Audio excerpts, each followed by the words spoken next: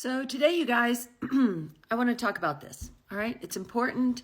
I haven't talked about some situations like these that happen to a lot of women.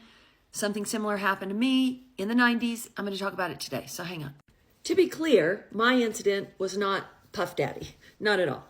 But you guys need to know there's a reason that women don't come forward. I just did a love call the other day with a woman who got me on the phone because she had dated a very, very famous celebrity and he'd been jerking around doing different things. And she says, well, and I said to her, this is what they do.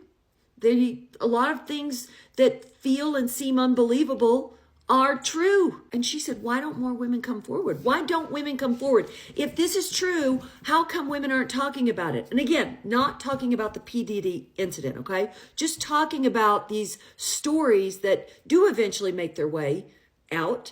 And it's by one brave woman who's willing to tell the story or video footage that comes out. And then everybody goes, well, if this is true, where are all the other women?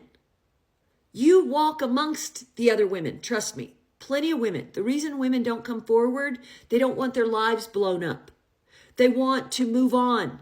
There's fear. There's shame.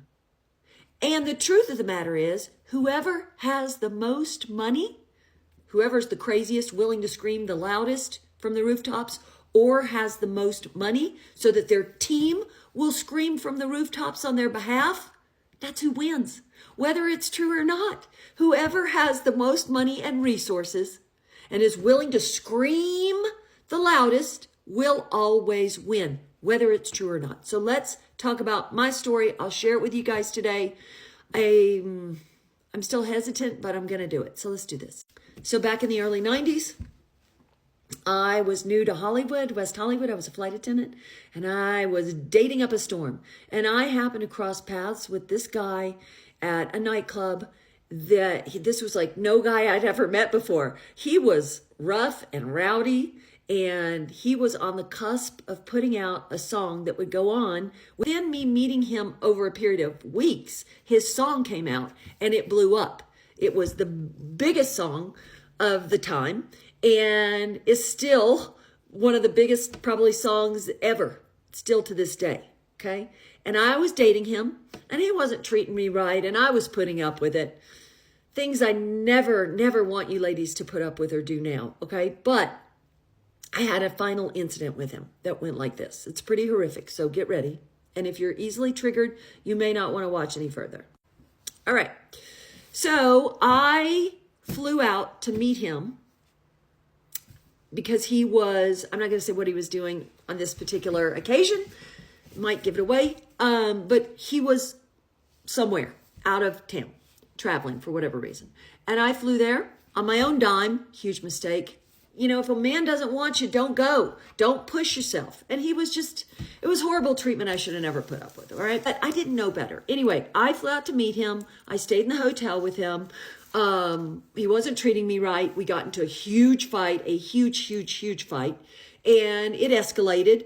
So I finally said something that really pissed him off. He grabbed me by the hair, dragged me into the bathroom, in front of the bathroom mirror. He threatened to shave my head. I don't know why that's a thing with them, but it is apparently. And then when that wasn't good enough, he didn't shave my head. He pulled out a loaded handgun from his bag and held it to my head, threatened to pull the trigger. I'm screaming, I'm crying, I'm begging for my life. He didn't do anything, thank God. It didn't escalate beyond that. I apologized profusely. I apologized to him. I gathered up my stuff, and I slept actually in the corner of the room all night while he slept in the bed because I was just too scared to make a move. You get paralyzed by fear. You don't know what to do. The last thing I'm going to do is call the police because I was too scared. I don't want to poke the bear. I don't want to say who he is. A lot of people do know. I've told people over the years privately, absolutely. But do I want to make this public? Absolutely not. This is why women don't. Because you don't win. Usually you become the bad guy. You ladies, a lot of times want to believe these guys, especially the cuter they are, the more famous they are. You want to get behind them. Oh, he's the hero. And his team makes him out to be the hero. And then the woman is suddenly the villain. And you ladies buy into it.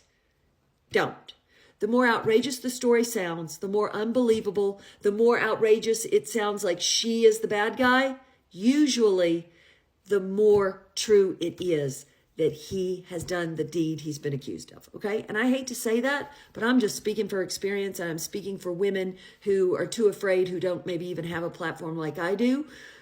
Stand by the women. Usually it's almost always true, all right? I hope this helps somebody today. I hope it helps.